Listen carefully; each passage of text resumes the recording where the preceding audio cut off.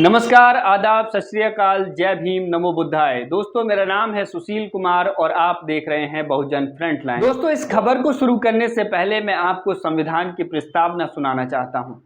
हम भारत के लोग भारत को एक संपूर्ण, प्रभुत्व संपन्न, समाजवादी, पंथ निरपेक्ष, लोकतंत्रात्मक गणराज्य बनाने के लिए तथा उसके समस्त नागरिकों को सामाजिक, आर्थिक और राजनीतिक न्याय, विचार, अभिव्यक्ति, विश्वास, धर्म और उपासना की स्वतंत्रता, प्रतिष्ठा और अवसर की समता प्राप्त कराने के लिए तथा उन सब में व्यक्ति की गरिमा और राष्ट्र की एकता और अखंडता सुनिश्चित करने वाली बंधुता बढ़ाने के लिए दृढ़ संकल्प होकर अपनी इस संविधान सभा में आज तारीख 26 नवंबर 1949 मिति मार्गशीर्ष शुक्ल सप्तमी संवता 2006 विक्रमी को यतत द्वारा इस संविधान को अंगीकृत, अधिनियमित और आत्मसमर्पित करते हैं।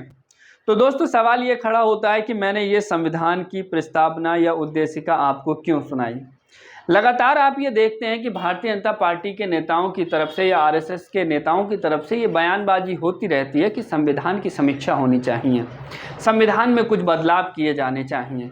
अब ऐसी ही खबर एक और निकल कर आई है, आरएसएस की तरफ से ये आह्वान किया गया है कि भारत के संविधान में कुछ बदलाव किए जाने चाहिए।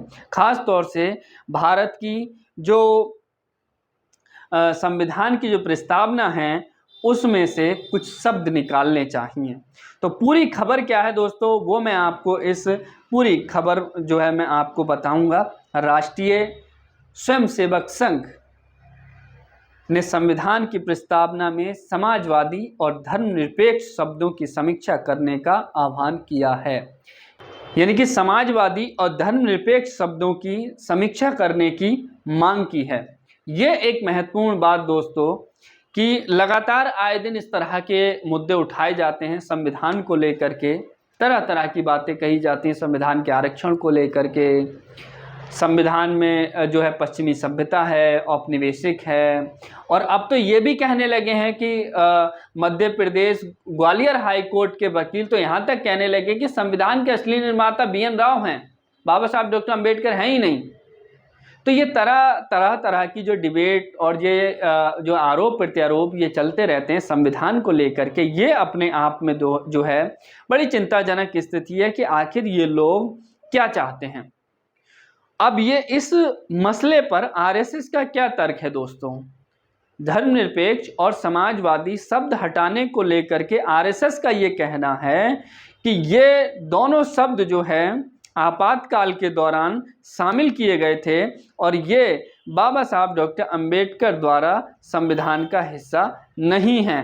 तो इस तरह की बात जो है कही जा रही है। अब ये बात तो ठीक है कि ये 1971 में जब इंदिरा गांधी प्रधानमंत्री थी उस वक्त जो है ये शब्द जोड़े गए थे। आपातकाल का दौर उस वक्त चल रहा था, तमाम तरह की जो है चीज़ें हुई थी, हजारों लोगों को जेल में डाल दिया गया था, तमाम अत्याचार हुआ था, और वही कारण था कि लोकतंत्र में वोट की चोट से जनता ने तानाशाही अख्तियार की हुई उस वक्त की तत्कालीन प्रधानमंत्री को सत्ता से बेदखल कर दिया था। लेकिन दोस्तों, ये कहीं ना कहीं ये शब्द जो हटाने की मांग की जा रही है, अक्सर आपने देखा होगा आरएसएस की तरफ से इस तरह की बयानबाजी की जाती रही है। लेकिन आज के समय में इन शब्दों की भारत के संविधान में क्या प्रासंगिकता है।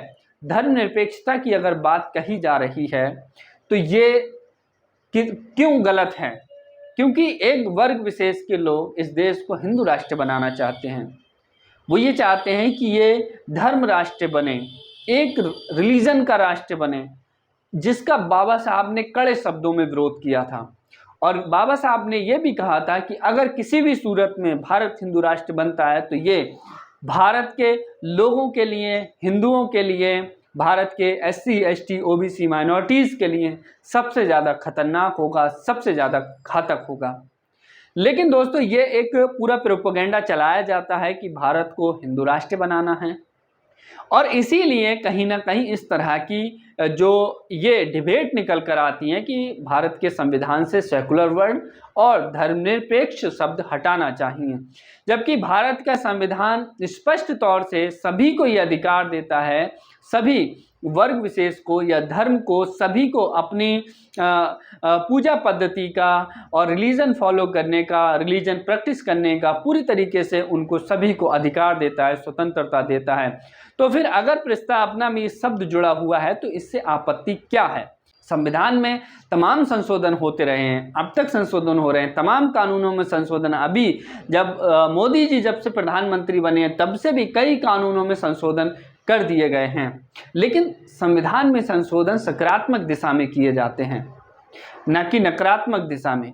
संविधान को इस तरीके से जो बनाया गया उसमें ये व्यवस्था की गई है कि आप संविधान में संशोधन कर सकते हैं, लेकिन वो जनहित हो, जनहित को ध्यान में रखते हुए, देश हित को ध्यान में रखते हुए, अगर किसी का अहित होता हो उनको ध्यान में रखते हुए।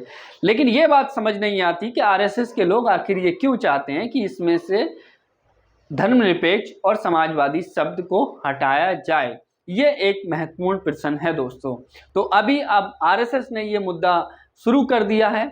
आरएसएस के लोग कई बार जिस तरह से आरक्षण के खिलाफ और भी तरह के संविधान की चीज़ों को खिलाफ बोलते रहते हैं, और आरएसएस का इतिहास तो ये भी बताया जाता है कि इन लोगों ने तो जब बाबा साहब डॉक्टर अम्बेडकर संविधान बना रहे थे उस वक्त भी संविधान का विरोध किया था, बाबा साहब का विरोध किया था, और ये आरोप लगाए थे कि डॉक्टर अम्बेडकर हिंदुओं की जो पूरी संस्कृति है, जो पूरा कल्चर है, उसको ध्वस्त कर रहे हैं। क्योंकि बाबा साहब आधुनिक भारत बनाना चाहते थे, एक बेहतर राष्ट्र का निर्माण का सपना देख रहे थे, एक ऐसा समाज बनाना चाहते थे जिसमें जाति के आधार पर, धर्म के आधार पर, लिंग के आधार पर किसी के साथ भेदभाव नहीं किया जाए, किसी के साथ क्षेत्र के आधार पर, किसी के साथ भाषा के आधार पर भेदभाव नहीं किया जाए, किसी को छोटा या बड़ा नहीं समझा जाए, सबको समान अवसर, सबको समान अधिकार देने की पैरवी बाबा साहब उम्र भर करते रहे। और वही चीज़ें उन्होंने संविधान में रख करके संविधान को एक मजबूत दस्तावेज बना करके भारत का, और भारत को एक राष्ट्र का, एक मजबूत राष्ट्र निर्माण का डॉक्यूमेंट तैयार करके दिया। लेकिन ये लोग जो मनुवादी विचारधारा से ग्रसित हैं, जिनके दिमाग में आज भी वर्ण व्यवस्था, जाति व्यवस्था और धार्मिक व्यवस्था चलती है, उनको ये बात गवारा नहीं है कि भारत का जो सोशल स्ट्रक्चर है वो समान क्यों हो रहा है, वो धर्मनिरपेक्षता क्यों हो रही है उसमें। तो इस तरह की जो चीज़ें हैं, कहीं ना कहीं वो संविधान पर सीधे तौर पर हमला किया जा रहा है। भारत का संविधान सबको धार्मिक स्वतंत्रता देता है, अपने जीवन जीने का अधिकार देता है, किसी भी रिलीजन को प्रैक्टिस करने का, किसी भी रिलीजन को फॉलो करने का और किसी भी रिलीजन को त्यागने का अधिकार देता है। तभी ऐसे कानून बनाए जाते हैं जो धर्मांतरण के खिलाफ होते हैं कि अगर कोई व्यक्ति अपनी स्वेच्छा से अगर इस्लाम को छोड़ना चाहता है या हिंदुज़म को छोड़ना चाहता है, सिखिज़म को छोड़ना चाहता है, तो उस पर पाबंदियां लगाने का काम जो किया जा रहा है, तो क्या ये संविधान के खिलाफ नहीं है? क्या ये संविधान सम्मत है? ये एक महत्वपूर्ण सवाल है।